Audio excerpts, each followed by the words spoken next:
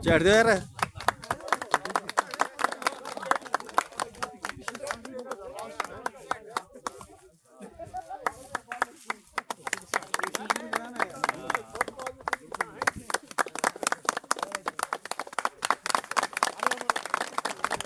Order मंडल जिंदाबाद, order व्यापार मंडल जिंदाबाद, जिंदाबाद, ऑर्डर व्यापार यूनियन जिंदाबाद।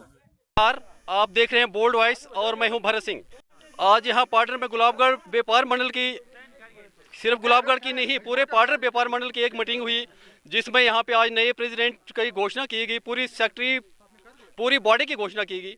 उससे पहले हम यहाँ से जानना चाहेंगे जो यहाँ के एक्स प्रेसिडेंट रहे हैं कुलदीप जी। कुलदीप जी, आप हमें ये बताएं कि आपने किन कारणों से आज इस्तीफा दिया? धन्यवाद।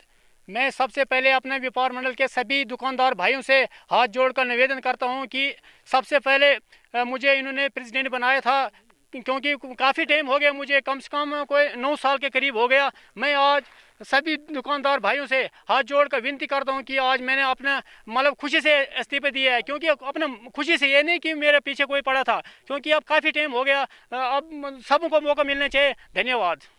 तो एक कुलदीप जी का कहना है कि इनका जो प्रेसिडेंट का कार्यकाल था वो पूरा हो गया था, इसलिए आज इन्होंने इस्तीफा दिया और नई बॉडी को तश्कील में लाई गई। तो अभी हम जानना चाहेंगे हमारे जो अध्यक्ष बने हैं, ये व्यापार मंडल के जो पार्डर के व्यापार मंडल के जो अध्यक्ष बने हैं अशोक टिकू जी। तो सर, आप हमें बताइए, आप अपने व्यापार मंडल के लिए क्या करना चाहोगे आगे? देखो भरत जी, मेरे जितने साथी यहाँ व्यापार मंडल के व्यापारी बैठे हैं,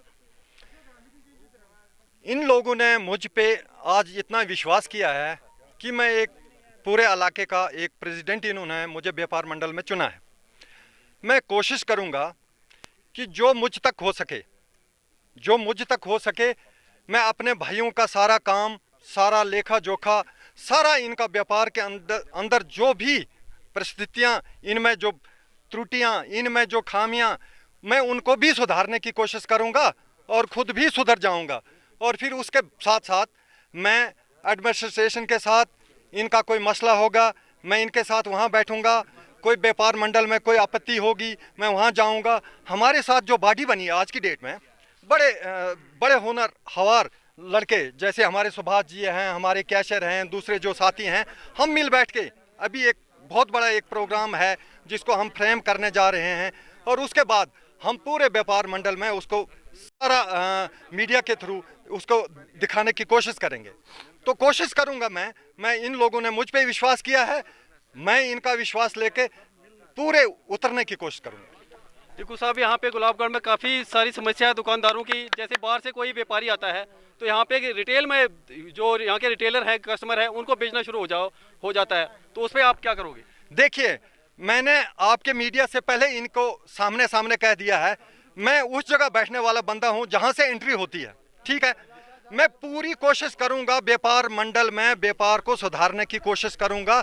अगर मैं 3 साल में उतर नहीं पाया, मैं 3 साल से पहले ही इस्तीफा देने के लिए तैयार हो जाऊंगा। यहाँ का सफाई का मसला है कि जो भी व्यापारी हैं, ड्रेनों में इतनी बहुत सारी गंद पड़ी हुई है, तो आप किस तरीके से उसको यहाँ का स्वच्छ रखोगे? देखो, सबसे पहले फर्ज जो है वो व्यापारी का ही होगा।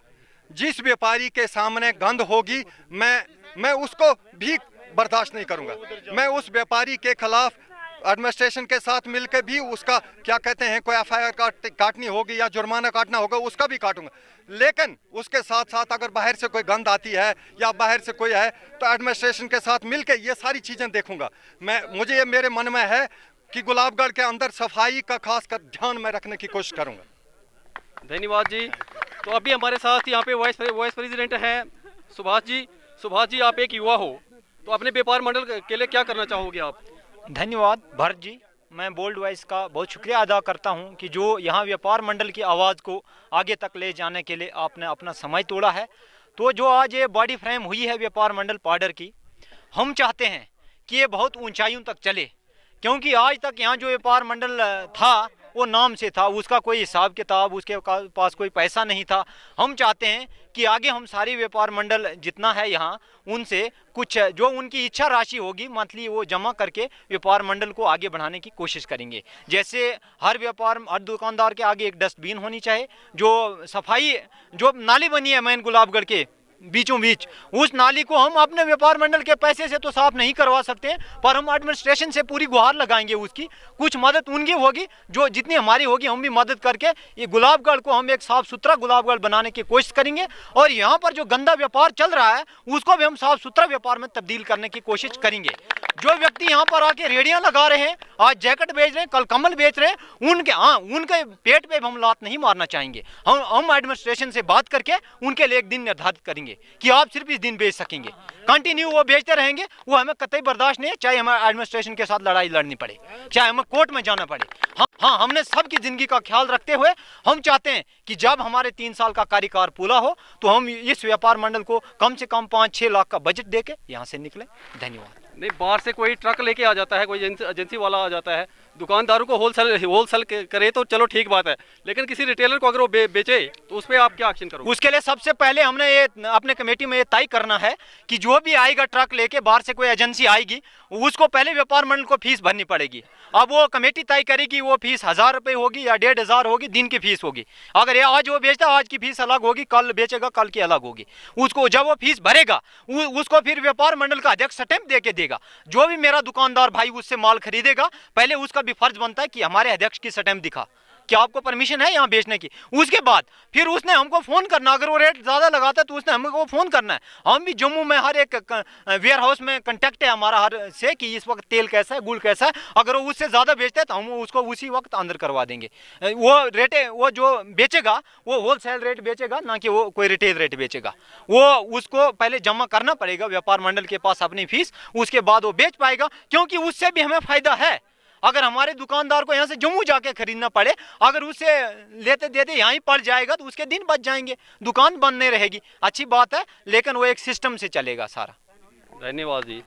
तो ये थे यहाँ के व्यापार मंडल के प्रेसिडेंट और वाइस प्रेसिडेंट, जिन्होंने बड़ी जोश से अपनी बात कही कि अपने व्यापार मंडल के लिए बहुत अच्छा काम करें। हमारे फेसबुक पेज को लाइक करें, और अगर आपने हमारे YouTube चैनल को अभी तक सब्सक्राइब नहीं किया है तो जल्दी से सब्सक्राइब कर दीजिए। बेल आइकन जरूर प्रेस करें ताकि आपको हमारे वीडियो की